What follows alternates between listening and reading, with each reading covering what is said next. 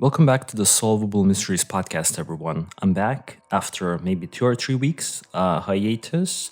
I want to mention that due to some logistical issues, I wasn't able to record a podcast. Now, when we're going to be talking about this week's case, the case of Sophia Koetsier, I actually had completed this research maybe even a couple of weeks ago. I just never really had the time to sit down and record. So I had a lot of time to think about this case. And I feel like I feel very strongly about the outcome of this particular case, probably a lot stronger than some of the other cases, because when this information sits in your head for weeks, as it did with this particular case, I think you kind of start, leaning towards a certain way in this case.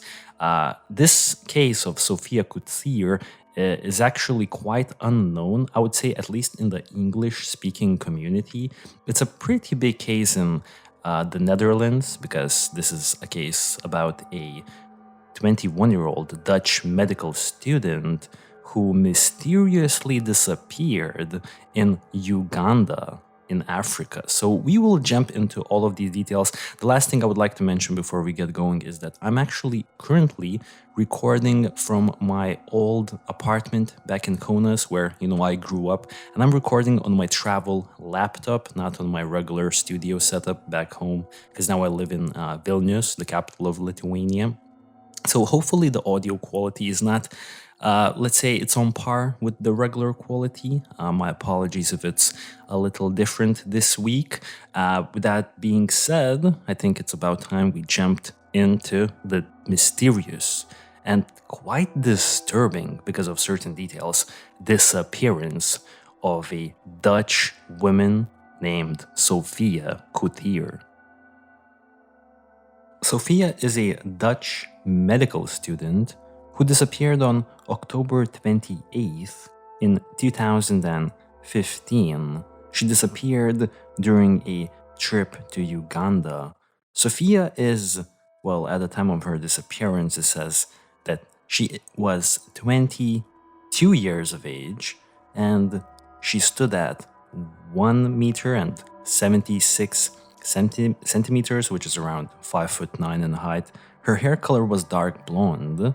Her eye color was brown/green. Some additional interesting particularities about what she was wearing is quite unknown, because several pieces of clothing are missing in her luggage, and it is not clear what Sophia was wearing when she actually went missing, and some of the clothing items that she was most likely wearing during her disappearance will actually come back to this case. It will most likely play a bit of a role in her disappearance. I know this might sound a little confusing at this point, but you'll see what I'm talking about soon enough. A little bit of background about Sophia. She, from my understanding, grew up in Amsterdam, the capital of Netherlands. Sophia is the eldest child and the only daughter.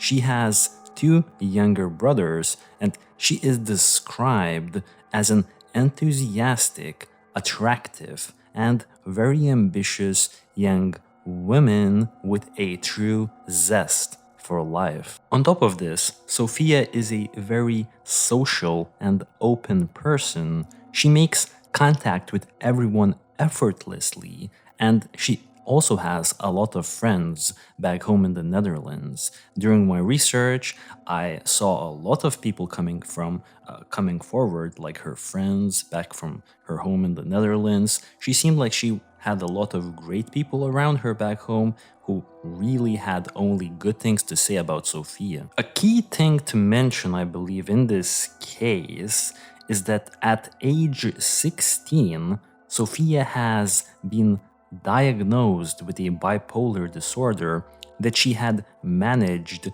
to overcome with medication. She is also known to sometimes get manic episodes during which she would display unusual behavior, such as attempting to walk out at night and interact with complete strangers that do not know her. I would also like to mention that her mother, Marie, if I said her name correctly. These Dutch names are quite hard to pronounce sometimes. She doesn't like when the media emphasize the fact that her daughter had a bipolar disorder because she believes that everyone tries to explain away the disappearance as some sort of an accident that may have happened to her in Uganda because of this condition that she has. I do believe that it did play a role in her disappearance, very much so, but I will agree with her mother that it doesn't necessarily explain everything, and there are things that are really hard to explain. And when I get into the details of her disappearance, the disturbing things that may have happened to her, you'll see what I mean. Some details I personally just have no way of explaining away, even if you would say that she had a manic episode, which I believe she did. Some details just don't seem to add up at all. While still in high school, Sophia had developed an ambition to become a doctor. Previously, she had ambitions to become an actress, but later on, she took a keen interest in the medical field. Shortly before her disappearance, she had actually obtained a bachelor's degree in medicine from the University of Amsterdam, and this was done in 2015. Now, once she got her bachelor's degree, she didn't necessarily immediately wanted to go into the majors. She was going to major in tropical medicine. She actually wanted to take a gap year because she knew that this was the only chance she would be able to do it. Once you're in the majors, you're probably going to have to do some sort of a residency and so on. So she wanted to take this time and actually explore the world. And now, during this gap year, Sophia actually decided to apply for an 8-week internship in Lubaga Hospital, located in Kampala. Kampala is the capital city of Uganda, and it's also the biggest city of Uganda. Now, this trip, this 8-week internship at Lubaga Hospital, was supposed to last from August 30th until November 13th. And if you've done the math, I think from August 30th until November 13th, it's actually a little bit more than 8 weeks. It's 10 weeks in total, I believe, because the last 2 weeks of her trip was supposed to be a safari adventure with her two fellow Dutch medical students, and that adventure will play a big role in her disappearance shortly. Sophia left Amsterdam on August 30th, and the following day on August 31st, she had arrived in Kampala, the capital and the largest city of Uganda. Now, Sophia's mother, Marie, had visited Sophia in Kampala during her own personal trip that lasted from October 13th until November 3rd. So, just to put this into perspective, Sophia was the first one to go to Uganda, and then after some time, Sophia's mother, Maria, who's never been to Uganda before, she also took a trip to Uganda where she met up with Sophia during that trip, and I believe they spent some time when Sophia was not in her internship, when she wasn't working at the Lubaga hospital. They spent some time, but from what I'm gathering, Sophia's mother, Maria, also had her own kind of schedule, and she also explored the country on her own accord. During her internship at the hospital, Sophia lived in a student house that belonged to ASEC, an organization that provides young people with cross-cultural internships and global volunteer exchange programs. Now, Sophia was living together with some other Dutch students as well as other fellow young Ugandans. I believe they were all studying in the medical field. Now, every week, she would send her family a summary of her adventures, her impressions, and the excursions that she made during her internship.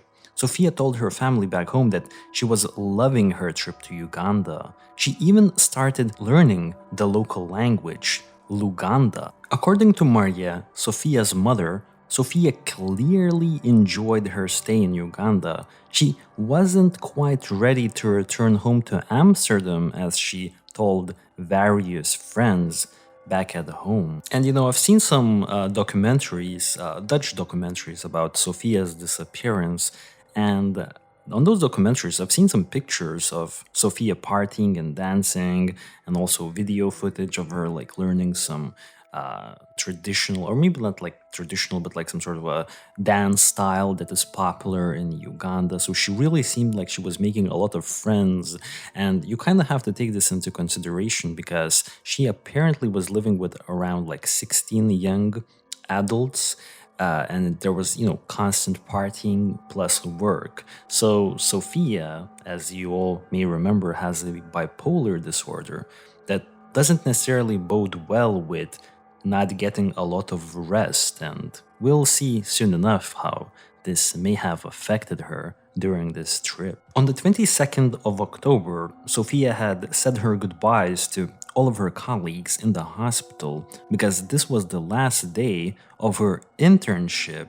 The next morning, on October 23rd, she left for a 2-week safari with 2 fellow Dutch medical students. One of them was a boy and another one of them was a girl, just to give you some more context. And from the documentary that I've seen, a Dutch documentary that I've seen regarding Sophia's disappearance, both of these Dutch medical students actually appear on the documentary, and they don't really seem threatening or people who would cause Sophia any harm. So just wanted to quickly add this piece of context as well. Now, the very first interesting and peculiar detail, quite disturbing detail, actually happened one day before her trip, the safari trip that was supposed to last 2 weeks. So on October 22nd, it's been reported by some sources that Sophia didn't sleep much and she was actually gone the night before the safari. She was sitting in a lookout post all night long. And since most of the information about this case is actually in Dutch, I found a Reddit post, or I believe this was a Reddit comment, and I took a screenshot, and this person had translated a lot of information from Dutch to English. So I just want to quickly read what her colleagues, the 2 fellow students who were supposed to accompany her on this trip, said regarding the 22nd of October. So they say that we were supposed to get up at 6 o'clock for a safari, her friend says, but when I woke up, Sophia wasn't in the room. Sophia spent part of the night in a meters-high lookout post in the game park. She also threw objects into the campfire. She had been wondering, it says here that this is what the travel companion said. That's when we first started to get alarmed. It took a while before they got through to her. We asked her why she did this. Her friend says she said she had a really cool night and that she had made some sort of a mission for herself. It was a challenge to survive a night out there. So this is already a pretty bad sign. Even before the 2-week safari had began, Sophia was actually up in a meters-high lookout post in some sort of a wildlife lookout post, and she made it a mission for herself to survive a night out there, and now she was about to embark on a 2-week-long safari across the wildlife of Uganda. This probably could have been avoided if necessary actions have been taken before she went on this safari. During her first 6 days of the safari adventure, Sophia had developed a sleeping problem, a symptom potentially related to her bipolar disorder. Her fellow Dutch students say that at first she went to bed early, but at the end she slept less and less. Says her travel companion, Sophia just didn't want to miss a single thing of the adventure. Now, it's important to remember that Sophia disappeared on the 28th of October 2015, and her 2-week safari began on October 23rd, so she only got to spend around 5 to 6 days in this adventure before she disappeared. So once again, it's pretty hard to find the exact details of each day, but it is reported by some sources that Sophia and her travel companions actually partied hard on the 27th of October, and they were all tired on the 28th. the day when Sophia vanished. But once again, I only found one source claiming that they all had partied hard on the 27th, and so we have to take this with, some caution. This safari trip was supposed to take the group of 3 medical students across the entire Uganda, visiting different parks and different wildlife reserves. Now, to get to their accommodation for the 28th of October, the group of medical students had to cross the Nile on a boat. Now, Sophia had to go to the toilet for a very long time during this particular boat trip leading up to her disappearance. And I quickly want to read another kind of, let's say, Reddit poster's translation of some Dutch news stations, like publication, where we can find some more disturbing details about the 27th and the 28th of October. Okay, so this little piece of information that I snipped from Reddit actually begins to explain what happened on the 27th, one day prior to her disappearance. So the next morning, Sophia went to the toilet. Once again, I want to mention that this is in reference to the 27th toilet trip situation, not the toilet trip that happened on the 28th on the boat. So this is one day prior to that. So Sophia went to the toilet, but she did not return. When the friends went to look for her, they actually found her talking to a child and their mother. She refused to come back with them, saying that they were more interesting, in reference to the mother and the child, than her fellow Dutch medical students. Now, the group of 3 got into a bit of a verbal confrontation, a bit of a verbal fight. Eventually, the trio got on the boat, and Sophia made a commotion, messing with a lock on the fuel tank of the boat, because Sophia wanted to prove to everyone that it was not good, not working properly. She also spent a lot of time on the toilet in the boat while they were crossing the Nile, and her mother now suspects that it was not due to a stomach ache of sorts, but probably because Sophia wanted to isolate herself from her colleagues. On the Wednesday afternoon of October 28th, the group arrived in Murchison Falls National Park. They arrived there right after the boat trip on the Nile, and they arrived to their accommodation for the night, which was the Student Education Center in Para, and they arrived there around 6 p.m. in the evening. I want to quickly read an article that was written by Sophia's mother. This article was published in the Ugandan press, and it provides us some interesting details that happened leading up to Sophia's disappearance. The article goes, after finishing her internship, she went on a trip around Uganda. On the 6th day of her trip, she disappeared under unclear circumstances in Murchison National Park. She and her travel companions had just arrived at the student center in Para, a very low-budget accommodation owned and run by Uganda Wildlife Authority. A place not really fit for tourists. There were no security guards, as in regular lodges. Her fellow travelers, including their guide, were aware that Sophia was not well. He should never have taken her there. In 2019, a fresh investigation was called for by the Directorate of Public Prosecution, not ruling out anything including a crime. This investigation really took off after I spoke with President Yoweri Museveni, who showed serious concern. Unfortunately, shortly after, setbacks occurred. The pandemic, ensuing lockdowns, elections taking security forces' attention elsewhere, and this year, a lot of transfers within the police. The supervision of the investigation changed 4 times in 9 months, which doesn't help continuity. And yes, you heard that right, guys. Sophia's mother actually spoke to the president of Uganda as well as the First Lady of Uganda and other pretty important local people there.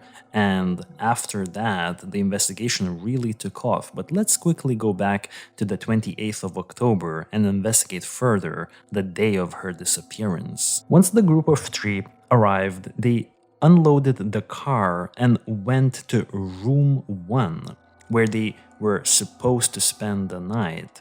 Now, the guide on the terrain told them that the toilet is about 50 to 100 meters away from their room, and also that they can't go there alone at night because wild animals might be around, and they are supposed to tell him that they have to go to the bathroom and he will bring them with his car. That's pretty interesting and pretty crazy actually, because I've seen the map and I've seen the location of this toilet from the room 1 that they were staying at, and it doesn't look like it's that far away.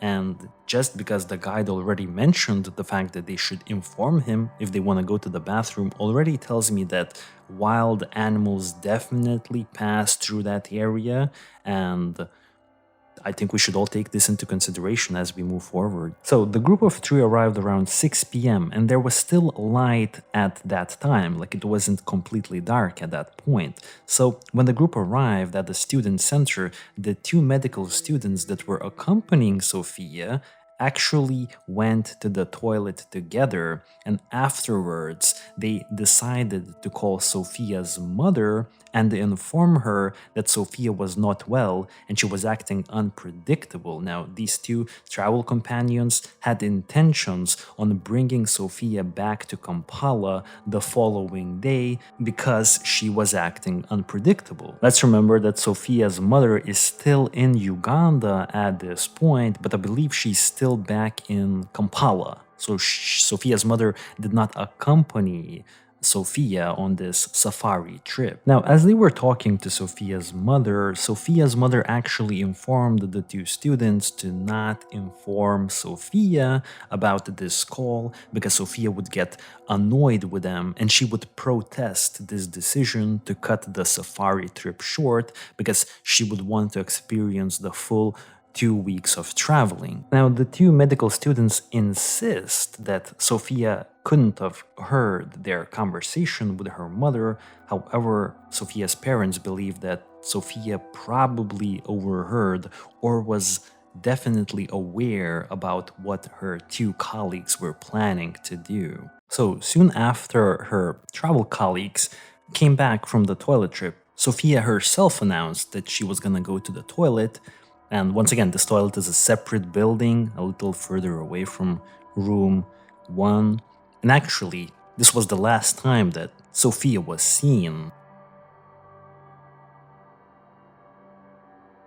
Her travel companions raised the alarm, and within 15 minutes of her disappearance, a search party, including park rangers, was established and was searching for her. Now, it was starting to get dark, and no one was able to locate Sophia on the 28th, but the following morning, on Thursday, October 29th, rangers found a plastic bottle that belonged to Sophia near the Nile River, which was apparently around 20 minutes of walking distance away from room 1.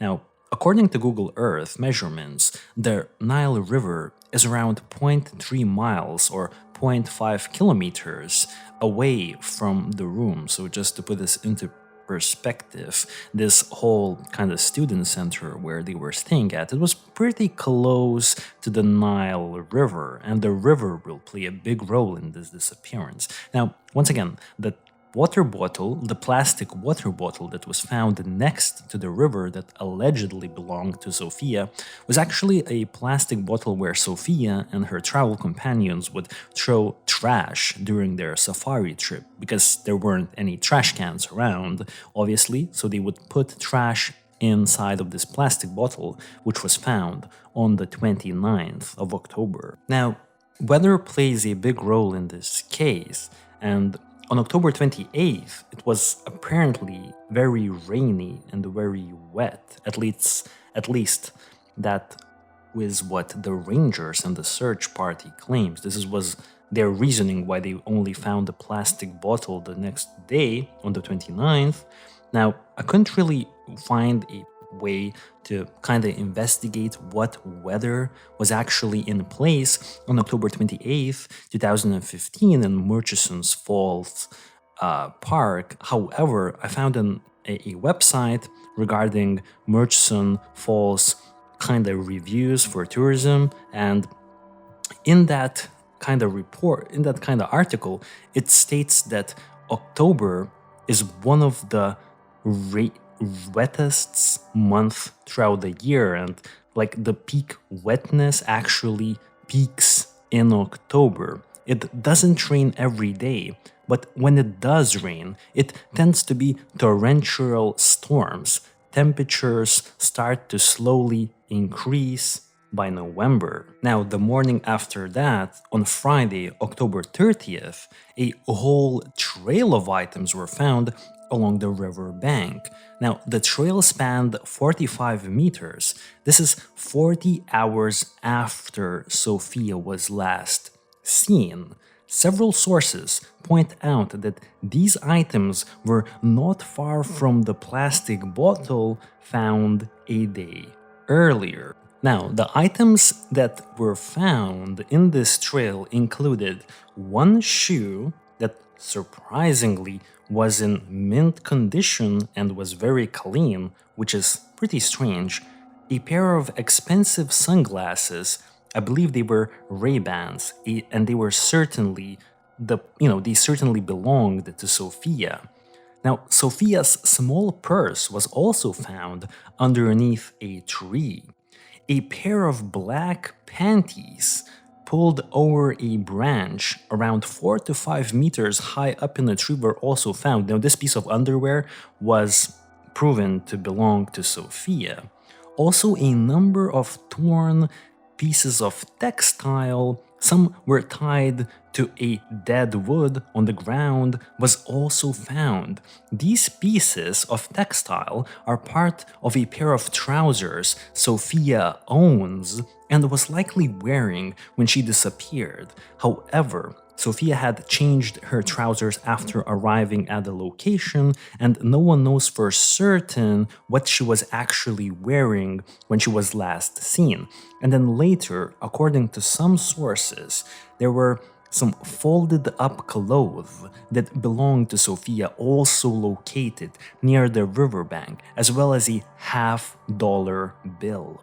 Now, on the same day, October 30th, when Sophia's items were located, scattered around the riverbank, Sophia's mother also arrived at Murchison Falls National Park. I believe she also had some people from the Dutch embassy with her as well.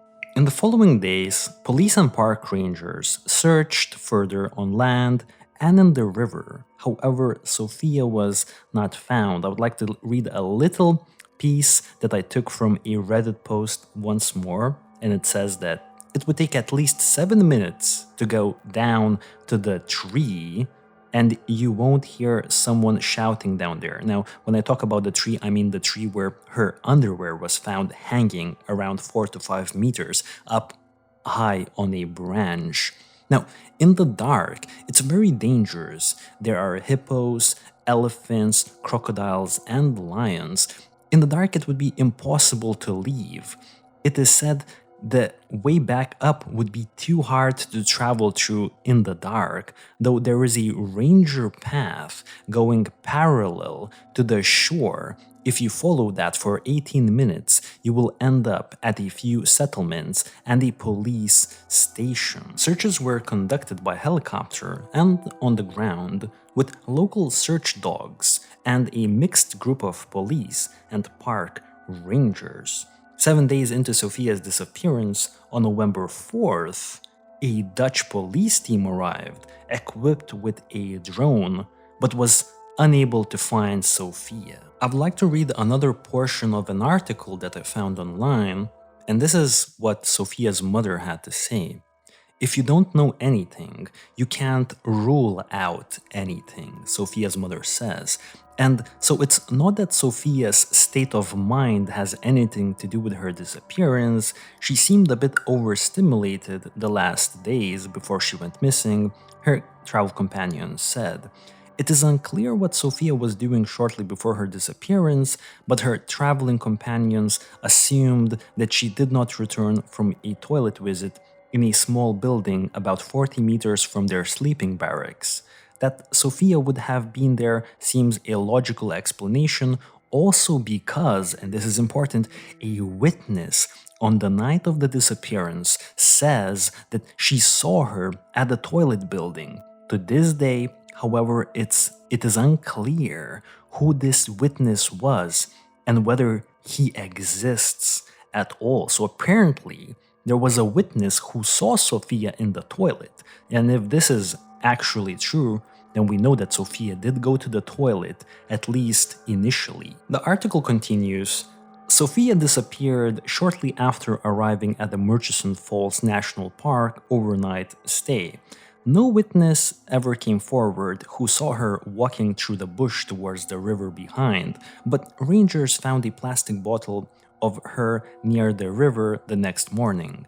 Another 24 hours later, rangers near the site found, among other things, strips of fabric from Sophia's pants, together forming about one trouser leg, one of her shoes, a pencil case, and her panties, which hang several meters high in a tree, but no sign of Sophia, no blood or evidence of a struggle. When the police hear about Sophia's mental problems and link that fact to the fact that she disappeared in a wildlife park, it is quickly assumed that a fatal accident has occurred, although confrontation with a wild animal is not obvious, according to experts. Certainly not if no traces of it have been found. A struggle with a human being is also not considered plausible. Ultimately, the Ugandan research goes into the books as ongoing, as the missing person has not been found, which in practice means that no more research is carried out. And at this point of the podcast, I would like to mention that Sophia's mother runs a very active blog to this day called findsophia.org, where she publishes the newest details about her daughter's disappearance and her struggles to find answers to what had happened to her. I would like to read a blog post that she made shortly after Sophia's disappearance. This was on February 29th, 2016. The blog post is titled Find Sophia Foundation Established, and goes, after consultation with several specialists with expertise in missing person cases abroad, it had been decided to organize a broad search operation in order to find Sophia. The operation by Dutch search team will first of all focus on finding Sophia in the area where she was last seen, or finding leads to her current whereabouts. At the same time, we will distribute her picture through posters, billboards, and a media campaign to ask the people in Uganda to help find her. We cannot finance this operation by ourselves, and we desperately need the support and donations of the public in order to find our daughter. Help us find Sophia. At the request of the Koetsier family, the Find Sophia Foundation was established. Now, you can find the bank account, an IBAN bank account, that you can actually donate money towards in order to help the family. And the family members of Sophia Koetsier really appreciate the donations. So I know that some of my audience members sometimes asks if I would like to get some donations from them, but I have not set up like a Patreon or anything like that. So I would actually ask you, if you have anything that you would like to donate to me personally, just donate it to the IBAN account that you can find in the description of this podcast or on the screen if you're watching the YouTube channel. I believe this money would definitely be used much more efficiently by Sophia's parents rather than myself. I want to read another interesting blog post on findsophia.org. It's called Update Search, and this happened Shortly after Sophia disappeared, just a handful of months after, on May 20th, and it goes, the search team led by Frank Van de Goed has returned from Uganda. They have not found Sophia. Based on their search, their findings and information received from local police, the team assumes that an accident happened in which Sophia wound up in the river with fatal result. So this is something we have to take into consideration because these people actually are experts who went and looked at the crime scene, or well, potential accident scene, however way you want to interpret what happened to Sophia, right? And they claim that some sort of a fatal accident must have happened, accident, foul play, but like it happened in the river.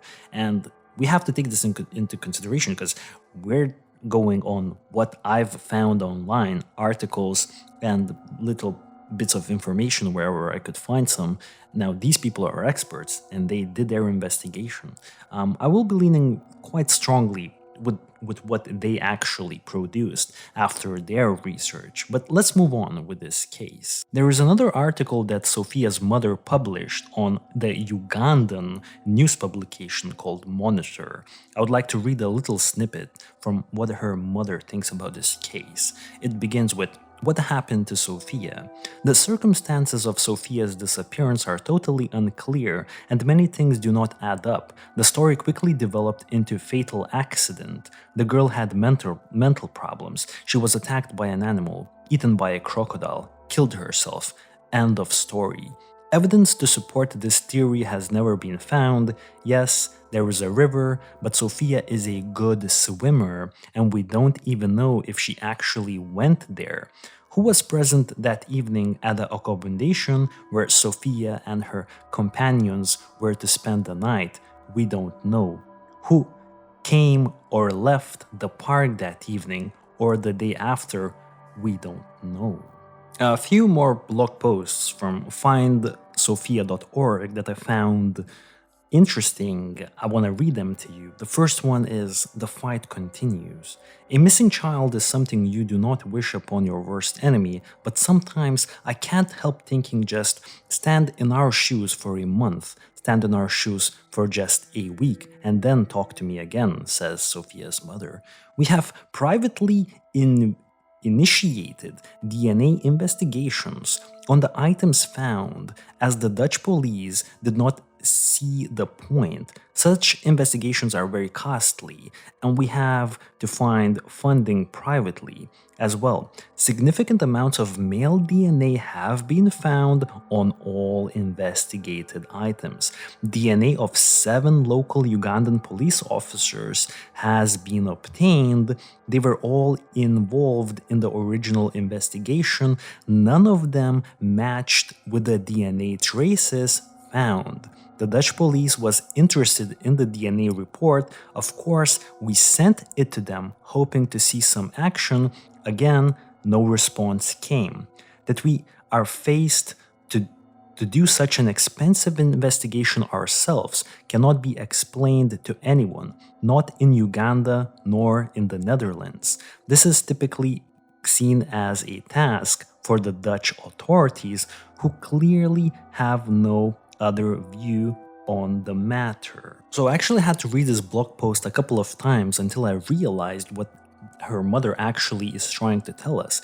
Basically, Sophia's parents initiated a DNA investigation and they found DNA profiles that belonged to an unknown male or males. I don't know how many people were tracked via this investigation, but now 7 male police officers that handled these items were also asked to provide their DNA samples. And now their DNA samples did not match with the male DNA sample found on the items, meaning that it wasn't someone from the search party. So who exactly is the male who left DNA items on Sophia's DNA profile on Sophia's items?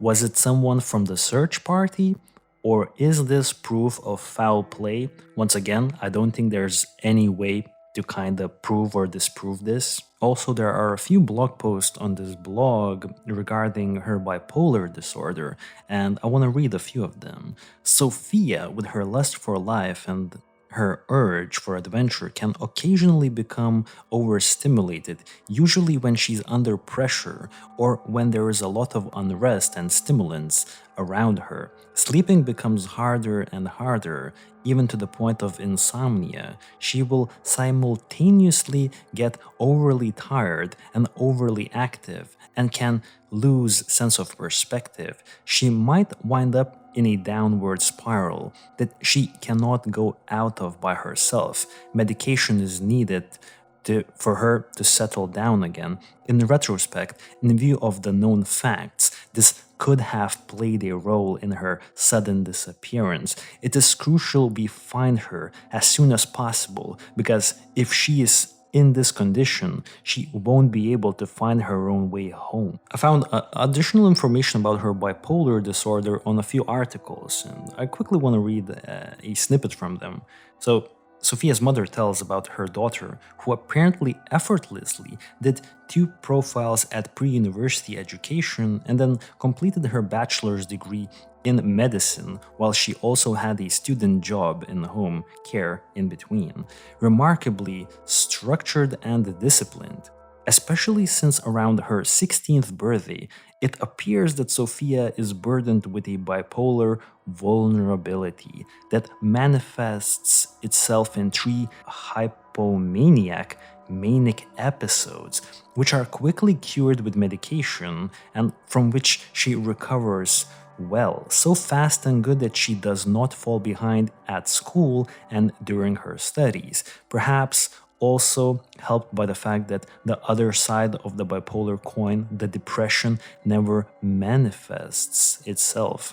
At 21, she leaves for Uganda, excited the prospect of an internship in Africa. Sophia's mother, Marie, finds it difficult to talk about Sophia's vulnerability for several reasons. After all, it concerns the privacy of her daughter, a daughter who has not been found and whom she does not give up, can never give up. But she also finds it difficult because it is precisely this factor that has contributed to quickly drawn conclusions by both the Ugandan and the Dutch police authorities. A missing girl with a psychiatric diagnosis easily leads to the conclusion that it must have been a suicide or accident. Certainly, in the facts are shrouded in mystery, the case is extremely complex, and the country in which the disappearance takes place is dependent on tourism. The well-known phenomena of blaming the victim and tunnel thinking easily occur in such a case. And lastly, before we move into the timeline, the questions, and the conclusion of this case, I would like to read a few blog posts from her mother's blog regarding the animal attack accident. So it goes, there is no evidence indicating an attack by wild animals. According to the local authorities, no blood traces, no sign of a struggle, no remains. Nor is there any evidence that she entered the water. The found items have clearly been produced and laid out by human hands. Terms such as manipulated and staged evidence come up very quickly. Since the finding these items, no further traces of Sophia have been found. It is a big mystery what could have happened to her. The timeline begins in 2015, August 31st. Sophia arrives in Kampala. October 22nd was Sophia's last day of her internship. Also, Sophia allegedly spent the night in a lookout post as a challenge to herself to survive the night up there. The following day, on October 23rd, Sophia left for a 2-week safari with 2 fellow Dutch medical students. Between October 23rd and October 28th, Sophia developed a sleeping problem. On October 28th, in the morning, Sophia went to the toilet but did not return. She was later found speaking with a local child, and her mother later had a verbal fight with her travel companions. During the boat trip, Sophia had locked herself in the boat's toilet for a long while and also tried to prove that something was wrong with the boat's fuel tank. At around 6 p.m., Sophia and her friends arrived at the student education center. Around the same time, Sophia's companions called her mother and told her that Sophia is acting unpredictable. A little bit after that, Sophia goes to the toilet, a separate building, and never returns. Her friends raise an alarm. Within 15 minutes, a search party, including park rangers, is in place. The following morning, on October 29th, a plastic bottle filled with trash, allegedly belonging to Sophia, was found around 5 meters inland from the riverbank. On the same day, police and park rangers search further on land and in the river. The next morning, on October 30th, a trail of Sophia's items is found along the river bank. Items include one shoe, a pair of sunglasses, a pair of black knickers pulled over a branch, a number of torn pieces of textile from her trousers. On the same day, Sophia's mother arrived at the scene. She was joined by people from the Dutch embassy. On November 4th, a Dutch police team arrived with a drone. A little over 6 months later, on 2016, May 20th, a follow-up search was concluded by Frank van der Goot, a Dutch clinical and forensic pathologist. The search team believes an accident happened in which Sophia ended up in the river and subsequently died. This is what we know about Sophia Koetsier's disappearance. Sophia Koetsier has bipolar disorder, which is characterized by mood swings that switch between abnormal energetic periods and depression. Sophia had a specific version of this disorder where too many external stimuli and not taking enough rest could cause her to temporarily show manic symptoms. Sophia's family claims that during one of her manic episodes, Sophia would seek out strangers and would generally disregard her own safety. Sophia arrived in Kampala on August 31st, 2015, and spent the next 8 weeks as an intern in Lubaga Hospital. It's reported that she enjoyed her time working in the hospital. After her internship at the Lubaga Hospital was over, Sophia and another 2 medical students from the Netherlands went on a safari across Uganda that was supposed to last for an additional 2 weeks. Sophia was reportedly feeling not well leading up to her disappearance. She had developed a sleeping issue. Her co-travelers knew about her condition and made sure she took her medication. However, the atmosphere was still tense.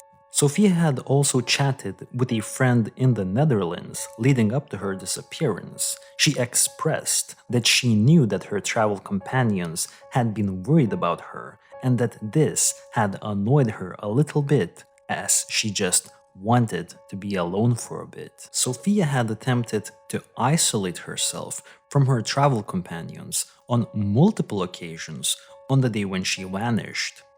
Sophia had disappeared soon after arriving at her accommodation at around 6 p.m. on October 28th. She went to the toilet and never returned back. The sun was setting at this point, and the trail from the toilet to the river became very hard to navigate at night. An article online claims that there has been a witness who saw Sophia at the toilet, but it's uncertain who this witness is or if they even exist. The next morning, on October 29th, a plastic bottle belonging to Sophia was found near a river located around zero point 0.3 miles away from her room. Some sources reported that this location is around 20 minutes of walking away, while others indicate that it's around 7 minutes of walking away. The next morning, on October 30th, more of Sophia's belongings have been found very close to the plastic bottle that was found the day prior.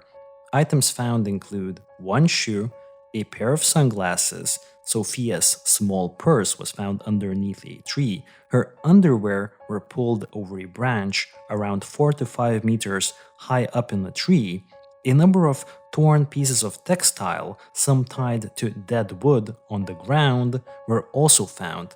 These pieces are part of a pair of trousers Sophia owns and likely was wearing when she disappeared. Some sources state that later, near the river, some folded up clothes are found as well that belonged to her, as well as a dollar bill. The official reason why it took the search team additional 24 hours to find the remaining items near the river was bad weather conditions and flooding. This is heavily disputed by Sophia's family. The scene was not closed off, and many people touched Sophia's clothing items before police collected them. Sophia's family had conducted a private DNA analysis on the collected items. They claimed that significant male DNA was found on all of the items and that the male DNA profile or profiles did not match the 7 local male police officers that were on the scene. From the location of the tree where her underwear were found hanging, a well-kept ranger path runs parallel to the shore straight to the settlement and a police post, which takes about 18 walking minutes to reach, but it would have been hard to see in the dark. Sophia has not been seen at this settlement. Authorities believe that Sophia was attacked by a crocodile or a hippo. However, no blood or body parts have ever been found, and no screams were heard.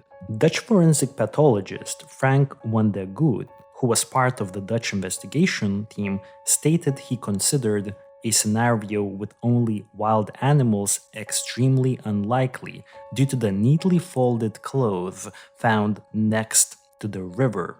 One of the companions that traveled with Sophia believes that there is a good chance that Sophia must have taken off her clothes on her own and decided to go for a swim in the river and met with an accident soon after. There are some questions that I would like to have answered in this case for me to have a better conclusion here. So one of them is, did Sophia go to the river on her own accord on the night when she disappeared? This is interesting because the local guide claims it's very difficult to find the way to the river if you are visiting the area for the very first time. Also, how did Sophia's items get spread out along the riverbank for around 45 meters? Does this mean that Sophia was taking off her clothes as she was approaching the river? Or if she was not alone, did someone else took her clothes off? Why did the search party not find a trail of Sophia's items on the same day as they found the bottle? Now, police explanation is that it has been raining really heavily and that the items were underwater because of the risen water levels in the river. Sophia's mother claims that these items could not have been underwater and that the river would not be able to rise so fast. The family thinks someone must have put the items there after the water bottle was already found. How did Sophia's underwear end up hanging around 5 meters off the ground on a branch? Whose male DNA was found on Sophia's items, and how many different male DNA profiles have been uncovered? Now, items include one shoe, a pair of sunglasses, small purse, a pair of black underwear, a number of torn pieces of textile, and folded up clothes. If a third party was involved, why would they stage the scene and not just get rid of these items? Now, reportedly, many people had touched the items tested for DNA. The items were also not secured and were apparently collected and placed in a single bag. Does this explain the unidentified male DNA profile or profiles? How did Sophia's trousers get ripped into pieces, and why were some fragments wrapped around tree branches? Sophia's family claims it's impossible to tear the trousers in such a way by hand and that a knife could have been used. They think foul play must have been involved. Dutch forensic analyst Richard Ekelboom, after researching the found pieces of fabric from Sophia's trousers, thinks that Sophia's cotton trousers must have been cut into pieces with a knife or scissors, something Sophia did not carry with her. And lastly, why was the one pair of hiking shoe that belonged to Sophia that was found in the scene spotless? It was apparently clean and spotless. It's pretty bizarre given the fact that it was found essentially in a jungle area. Dutch independent criminologist Dick Stephens says, I can't imagine that in such a state of mind you will tear off all your clothes, crawl into a tree completely naked, and that not a single trace of DNA can be found there. The scene was just too clean. It's no good. Something is not right there.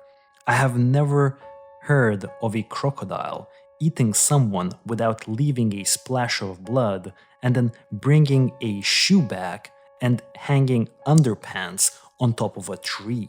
Also, it's worth mentioning that there has never been any investigation into who were around the area during that night and what their alibis were. After thinking about this case and looking at all of the information that I've uncovered, my conclusion would be this. Sophia had attempted to isolate herself from her travel companions on multiple occasions on the 28th of October, on the day when she vanished, and she disappeared as soon as she got a moment of free time at the accommodation.